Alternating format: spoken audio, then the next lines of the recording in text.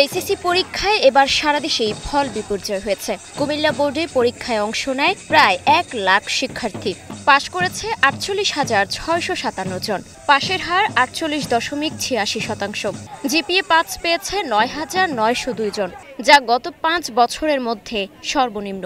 তবে এবারের ফল বিপর্যয়কে বাস্তবতা বলছেন শিক্ষক অভিভাবকরা। কুমিল্লা বোর্ডে মাত্র ৪৮.৫, তো এখানে হচ্ছে যে আরেকটু কেয়ারফুলি খাতাগুলো দেখা দরকার ছিল। সলিডলি একটা রেজাল্ট হয়েছে আমি মনে করি। শিক্ষা ব্যবস্থার সাথে ইউজ টু ছিলাম না, এখন যেহেতু সরকার পরিবর্তন হয়েছে তাই স্টুডেন্টরাও একটু এটার সাথে খাপ খাওয়াতে পারছে না। শিক্ষার্থীদেরকে শ্রেণীকক্ষে ফেরত আসতে হবে, ডিভাইস অর্থাৎ বিভিন্ন রকম গ্যাজেটে মনোযোগটা কমাইতে হবে এবং হচ্ছে যে নিজেদের মধ্যে শুধু এইম সেট করে সে অনুযায়ী নিজেদের মধ্যে প্রতিযোগিতামূলক মনোভাব আনতে হবে। বোর্ড কর্মকর্তারা বলছেন, অযৌক্তিকভাবে পাশের হার বাড়ানোর চাইতে বরং মানসম্মত ফলাফলের দিকেই নজর ছিল এবার, তাই মূল্যায়ন ছিল কঠোর। বোর্ড সেই ব্যবস্থাই করেছে, আমরাও শিক্ষকরা সেই ব্যবস্থাই করেছি। আমাদের প্রকৃত মেধাগুলো যাতে ঝরে না যায়, তারা যাতে প্রকৃত তাদের পরিচর্যায় তারা যাতে ভালো রেজাল্ট করতে পারে, সেই ব্যবস্থাটা করেছে।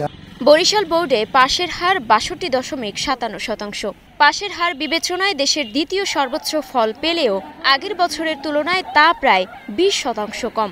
জিপিএ ৫ পেয়েছে ১,৬৭৪ জন, এটিও গত বছরের তুলনায় ২,০০০ কম।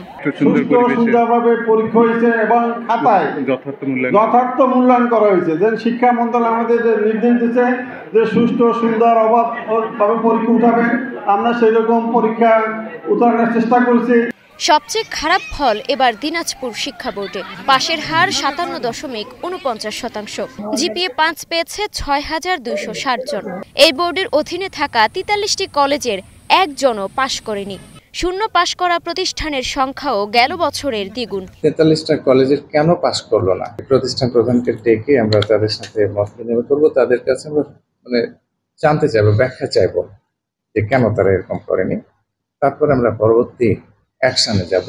সিলেট বোর্ডে পাশের হার মাত্র ৫১.৮৬%, যা গত ২০ বছরের মধ্যে সর্বনিম্ন। ৬৯,০০০ পরীক্ষার্থীর মধ্যে পাশ করেছে অর্ধেকেরও কম। জিপিএ ৫ পেয়েছে মাত্র ১,৬০২ জন। বোর্ড কর্তৃপক্ষের মতে, ইংরেজিতে দুর্বলতা, শিক্ষক সংকট এবং নিয়মিত ক্লাসে অনুপস্থিতি এর মূল কারণ। স্কুলে যেরকম ক্লাসে যাওয়ার একটা টান থাকে বা ক্লাসে প্রেজেন্স থাকে, উচ্চ মাধ্যমিক শ্রেণীতে শিক্ষার্থীরা সেভাবে ক্লাসে যেতে চায় না। এই যে ক্লাসে অ্যাবসেন্ট থাকাটা, এটা হচ্ছে গিয়ে আরেকটা বড় বিপর্যয়ের কারণ। দেশজুড়ে ফল বিপর্যয়ের কারণ হিসেবে শিক্ষা সংশ্লিষ্টরা বলছেন, মুখস্থ নির্ভর শিক্ষা পদ্ধতি, ক্লাসে অনিয়মিত উপস্থিতি এবং কঠোর মূল্যায়নই এর কারণ। বোর্ড কর্মকর্তারা বলছেন, বাস্তবতা তিক্ত হলেও এটি ব্যর্থতা নয়, বরং শিক্ষার গুণগত মানে ফিরে যাওয়ার প্রথম ধাপ, যার অর্থ হলো ভবিষ্যতে প্রকৃত পড়াশোনা ছাড়া পাশ করাটাই কঠিন হবে। মুক্তা আক্তার, স্টার নিউজ।